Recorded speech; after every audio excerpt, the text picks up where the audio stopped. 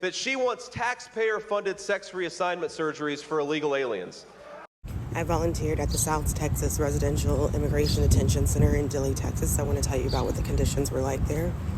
Before people come to the detention center, they're placed in one of two places, referred to as the ice box or the dog pen, Hilaria or Pereira. As the name implies, one place is extremely cold and the other place is styled like a dog pen. The place that is extremely cold is particularly treacherous because a lot of people are coming wet out of the river, and they sometimes will take dry clothes and tie them to their legs so they have dry clothes when they get to the other side. Those are taken away from them. So then they have to go into the ice box completely wet with no change of clothes, with no reprieve given to them. People get very sick there. So a lot of people coming into the South Texas Residential Center in Dilley have colds, have flu, have different illnesses. This includes children. This is a center that housed women and children.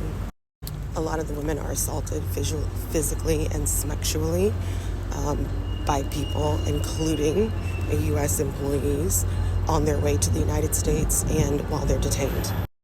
And yet, despite the conditions that I'm telling you about, a lot of people are still grateful once they arrive in the United States, which to me is an indication of how bad the conditions are where they're coming from, because they would go through that, they'd go through it again, they'd recommend their friends go through it just to get to the border to request asylum. I say all of this to say, under that framework, how in the world do they continue to run with this narrative that people are being offered sex-affirming care and surgery in the facility? They barely can be afforded care for flu or cold.